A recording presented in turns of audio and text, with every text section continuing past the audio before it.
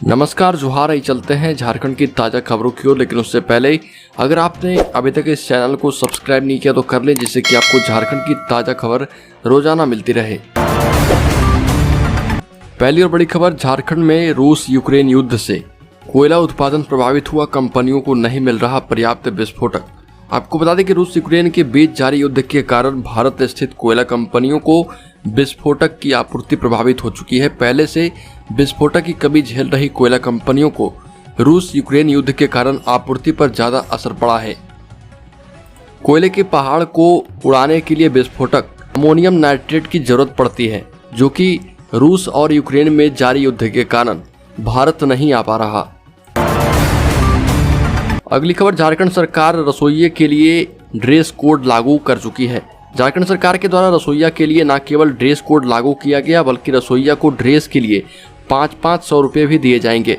सरकार के द्वारा पैसा मिलने के बाद स्कूलों में बच्चों के लिए मध्याह्न भोजन बनाने वाली रसोइया अब ड्रेस पहनना भी शुरू कर देगी और ड्रेस पहनकर ही स्कूलों में खाना बनाते हुए देखी जा सकती है। चक्रधरपुर के देवा गांव स्कूलों में बच्चों के लिए मध्याह्न भोजन बनाने वाली रसोइया अब ड्रेस पहनना शुरू कर चुकी है और ड्रेस पहनकर ही स्कूलों में खाना बनाने का काम अब झारखंड के स्कूलों में दिखाई देगा। अगली खबर, 6th जेपीएससी पीटी रिजल्ट के मामले में संशोधित रिजल्ट में हस्तक्षेप करने से हाईकोर्ट ने किया इनकार। खंडपीठ ने पीटी के संशोधित रिजल्ट में हस्तक्षेप करने से इनकार कर दिया है। खंडपीठ ने कहा कि प्रार्थी ने राज्य सरकार के वर्ष 2017 की अधिसूचना को चुनौती दी है, जबकि जेपीएससी पीटी का रिजल्ट निकल चुका है। वैसी स्थिति में अब मामले में हस्तक्षेप करने का कोई औचित्य ही नहीं है। खंडपीठ ने झारखंड हाईकोर्ट के 6ठी संयुक्त सिविल सेवा पीटी के संशोधित रिजल्ट पर राज्य सरकार की अधिसूचना को चुनौती देने वाली अपील याचिका पर सुनवाई की, लेकिन हाईकोर्ट ने इस याचिका पर सुनवाई करने से इसके बाद इनकार कर दिया है। अगली खबर, झारखंड में अगले 2 महीने में 36,000 शिक्षकों की होगी बहाली। झारखंड में सरकारी नौकरी की तलाश कर रहे उम्मीदवारों के लिए अच्छी खबर है। राज्य में जल्द ही 60,000 शिक्षकों की बहाली की जाएगी और इसके लिए झारखंड सरकार की ओर से तैयारियां तेज हो गई। मीडिया रिपोर्ट के अनुसार राज्य के शिक्षा मंत्री जगन्नाथ महतो ने कहा कि अगले 2 महीने में 36,000 शिक्षकों के रिक्त पदों को भरा जाएगा। इसके बाद अन्य जो है खाली पद, कुल मिलाकर 60,000 पदों पर बहाली होगी। शिक्षा मंत्री ने कहा कि झारखंड में शिक्षकों के 60,000 पदों का सृजन किया जाएगा। पहले फेज में 36,000 शिक्षक बहाल होंगे। अगली खबर, झारखंड में अब शीशे की बोतल में मिलेगी शराब। झारखंड में अब शीशे की बोतल में ही शराब बिकेगी। नई शराब नीति में इसे अनिवार्य कर दिया गया है। मुख्यमंत्री हेमंत सोरेन की अध्यक्षता में कैबिनेट की बैठक में नई उत्पाद नीति को मंजूरी दी गई। बैठक में नगर परिषद की बैठक संचालन, रूल बुक और कुर्मी को कर्मी में शामिल करने वाले समेत कुल 72 प्रस्तावों पर मुहर लगी है। उत्पाद सचिव विनय चौबे ने बताया कि अब झारखंड में शराब प्लास्टिक की बोतल में नहीं मिलेगी, बल्कि शीशे की बोतल में ही मिलेगी और सरकार खुद निजी हाथों में शराब बिचवाएगी। अगली खबर, आज से 5 दिनों तक झारखंड में दिखेगा लू का असर। मौसम विभाग ने मार्च महीने की रिपोर्ट जारी कर दी है, जिसमें मौसम में हो रहे बदलाव का जिक्र किया गया है। रिपोर्ट के अनुसार 1 अप्रैल से लेकर 5 अप्रैल तक 17 जिले ऐसे हैं जहां 100% तक बारिश नहीं हुई और ना ही होगी। कम बारिश होने की वजह से झारखंड में इस साल अप्रैल महीने में भी हीट वेव का असर देखने को मिलेगा। अगली खबर, झारखंड के मुख्यमंत्री और झारखंड मुक्ति मोर्चा के कार्यकारी अध्यक्ष हेमंत सोरेन को अपनी ही पार्टी के विधायक से चुनौती मिलनी शुरू हो गई। यह चुनौती दे रहे साहिबगंज जिले के बोरियो से झारखंड मुक्ति मोर्चा विधायक लोबिन हेम्ब्रम। स्थानीयता नीति के सवाल पर लोबिन ने मुख्यमंत्री के खिलाफ मोर्चा खोल दिया है और 3 अप्रैल को विशाल रैली निकालेंगे लोबिन हेम्ब्रम। 1932 के खतियान के आधार पर स्थानीय नीति निर्धारित करने की मांग पर झारखंड मुक्ति मोर्चा के अकेले विधायक लोबिन हेम्ब्रम ने सरकार का विरोध करना शुरू कर दिया है और इसके बाद वह आम सभा करेंगे। कार्यक्रम में साहिबगंज जिले के झारखंड मुक्ति मोर्चा कार्यकर्ताओं को भी लोबिन हेम्ब्रम ने आमंत्रित किया है। अगली खबर, झारखंड में ग्रामीण विकास के लिए केंद्र ने दिए 12,000 करोड़ रुपए। झारखंड में ग्रामीण विकास के लिए केंद्र सरकार ने 12,000 करोड़ रुपए हेमंत सरकार को दी है।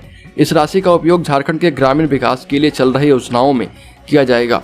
लोकसभा के अंतर्कांतित प्रश्नकाल में रांची सांसद संजय सेठ ने दिशा समिति के लक्ष्य से संबंधित सवाल किए थे और इसकी स्थापना के उद्देश्य पर जानकारी मांगी थी। इसके साथ ही सांसद ने यह भी जानना चाहा कि गत 3 वर्षों में झारखंड को मोदी सरकार ने कितने पैसे दिए। तो इस सवाल का जवाब देते हुए बताया गया कि मोदी सरकार ने अब तक 3 साल में 12,000 करोड़ रुपए हेमंत सरकार को दिए है। अगली खबर, पोषण सखी का बड़ा आंदोलन, बोरियो विधायक के आवास का किया गया घेराव। जिले के पोषण सखियों ने बोरियो विधायक लोबिन हेम्ब्रम के आवास का घेराव किया। पोषण सखियों ने विधायक को आपबीती बताई। पोषण सखियों ने कहा कि लोग 2016 से कार्यरत हैं, यहां तक कि कोविड-19 संक्रमण के दौरान भी सरकार के निर्देश पर अपनी जान हथेली पर रखकर ड्यूटी की, लेकिन सरकार ने पोषण सखियों को बर्खास्त कर दिया है। इसके कारण उनका भविष्य बर्बाद हो गया है। इस दौरान पोषण सखियों ने उनकी फिर से वापसी नौकरी पर करने की मांग की है, जिस पर विधायक ने सहमति जताई है। विधायक लोबिन हेम्ब्रम ने कहा कि सरकार के आश्वासन पर पोषण सखी 100 रुपये प्रति दिन के मानदेय पर काम कर रही थी। वह भी 6 साल से अपनी सेवा दे रही थी, यहां तक कि कोरोना संक्रमण के भयावह दौर में भी सेवा दी है और उनकी सेवा बर्खास्तगी का मामला हम सदन में उठाएंगे और उन्हें फिर से उनकी नौकरी पर वापस लाकर रहेंगे। अगली खबर, महेंद्र सिंह धोनी फिर से बने झारखंड के सबसे बड़े करदाता। महेंद्र सिंह धोनी की कमाई 130 करोड़ रुपए हुई, जिसमें से 38 करोड़ रुपए उन्होंने टैक्स में दे दिया। अंतर्राष्ट्रीय क्रिकेट में आने के बाद से सर्वाधिक कर देने का रिकॉर्ड बनाने वाले रांची के राजकुमार महेंद्र सिंह धोनी एक बार फिर से झारखंड के सबसे बड़े व्यक्तिगत करदाता बने हैं। वर्तमान वित्तीय वर्ष में उन्होंने 38 करोड़ रुपए का अग्रिम कर जमा किया है। भारतीय क्रिकेट टीम के पूर्व कप्तान महेंद्र सिंह धोनी एक बार फिर झारखंड के सबसे बड़े व्यक्तिगत करदाता बन गए हैं। अग्रिम कर के रूप में वर्तमान वित्तीय वर्ष में 38 करोड़ रुपए झारखंड सरकार के खाते में डाल दी है। अगली खबर, झारखंड में फिर से सरकार ही बेचेगी शराब, कॉरपोरेशन आउटसोर्स मैन पावर से चलाएगा खुदरा दुकानें। झारखंड सरकार ने नई उत्पाद नीति को मंजूरी तो दी है। कैबिनेट ने उत्पाद विभाग की 4 नीतियों पर मुहर लगाई। इसके मुताबिक थोक शराब का कारोबार निजी हाथों में ही रहेगा, जबकि खुदरा कारोबार झारखंड राज्य बिवरेज कॉरपोरेशन लिमिटेड के माध्यम से होगा। यानी फिर से सरकार ही शराब बेचेगी। नई नीति 1 मई से लागू हो सकती है। सरकार ने वर्तमान नीति को 30 अप्रैल तक बढ़ा दिया है। बैठक के बाद उत्पाद सचिव विनय कुमार चौबे ने बताया कि नीति में बदलाव और राजस्व बढ़ाने के लिए छत्तीसगढ़ राज्य मार्केटिंग कॉरपोरेशन लिमिटेड को कंसल्टेंट नियुक्त किया गया था और उसकी अनुशंसा पर गोदामों की संख्या घटाई जाएगी। 73 की जगह अब हर प्रमंडल में 1 यानी कुल 5 गोदाम होंगे। टेंडर के माध्यम से चयनित 5 थोक व्यवसायी अपनी शराब रखेंगे। अगली खबर, झारखंड सरकार ने अपनी कैबिनेट बैठक में फिर से एक बार पुरानी पेंशन योजना को लागू करने की मंशा जताई है। झारखंड के मुख्यमंत्री हेमंत सोरेन ने झारखंड कैबिनेट बैठक में कई अहम घोषणाएं की और कहा कि झारखंड में बहुत जल्द पुरानी पेंशन योजना लागू करेंगे। इस पर विचार किया जा रहा है और कागजी प्रक्रिया जारी है। यह भी कहा कि झारखंड के पारस शिक्षकों की तरह अन्य अनुबंध कर्मियों की समस्याओं का भी जल्द ही समाधान होगा। संविदा कर्मियों को नियमित करने पर भी सोचेंगे और ये भी कहा कि पिछली सरकार पारस शिक्षकों को बहुत ही बेकार समझती थी। वर्तमान सरकार ने 60 साल तक उनकी सेवा अस्थायी कर दी है। सहायक अध्यापक का नाम भी दिया है। उसी तरह से पुरानी पेंशन योजना, साथ ही साथ अनुबंध कर्मियों पर सरकार जल्द ही विचार कर सकती है। अगली खबर, झारखंड में भाषा खतियान को लेकर लोबिन हेम्ब्रम, अमित महतो, शैलेंद्र गीताश्री सहित कई दिग्गजों का होगा जुटान। 15 अप्रैल को घाटशिला मैदान में जुटेंगे बाहरी भाषा और 1932 खतियान के लोग उलगुलान की घोषणा करेंगे। आपको बता दें कि आगामी 15 अप्रैल को घाटशिला पाबड़ा मैदान में झारखंड के दिग्गज आदिवासी मूलवासी नेताओं का जुटान होगा। इस मैदान से ये लोग उलगुलान की घोषणा करेंगे। 15 अप्रैल को झारखंडी पहचान, भाषा, संस्कृति और खतियान को लेकर ये नेता जुटेंगे। इसका नाम दिया गया है झारखंड नवनिर्माण महाजुटान। इस महाजुटान में झारखंड मुक्ति मोर्चा विधायक लोबिन हेम्ब्रम, झारखंड मुक्ति मोर्चा के पूर्व विधायक अमित महतो, सीमा देवी, गीताश्री उरांव, टाइगर जयराम महतो, देवेंद्र नाथ महतो, मंडल मुर्मू सहित कई लोग जुटेंगे और इसमें 1932 खतियान स्थानीय नीति पर बड़ी मांग रखी जाएगी। अगली खबर, झारखंड सरकार ने राज्य के सभी सरकारी विद्यालयों की 9वीं कक्षा के सभी श्रेणी के विद्यार्थियों को अनिवार्य पुस्तकों के अलावा विशेष पुस्तकें उपलब्ध कराने का निर्णय लिया है। सरकार का मानना है कि इससे विद्यार्थियों के शैक्षणिक स्तर को बेहतर बनाने के अलावा प्रतियोगी परीक्षाओं की तैयारी करने में मदद मिलेगी। शिक्षा विभाग की एक अधिकारी ने बताया कि राज्य के सभी सरकारी विद्यालयों की 9वीं कक्षा में नामांकित और अध्ययन कर रहे सभी श्रेणी के विद्यार्थियों को अनिवार्य पुस्तकों के अलावा विशेष पुस्तकें उपलब्ध कराई जाएगी। इन पुस्तकों में डिक्शनरी, एटलस, सामान्य ज्ञान और अंग्रेजी ग्रामर शामिल है। ये भी बताया गया कि मुख्यमंत्री हेमंत सोरेन ने इससे संबंधित स्कूली शिक्षा एवं साक्षरता विभाग के प्रस्ताव को मंजूरी भी दी है।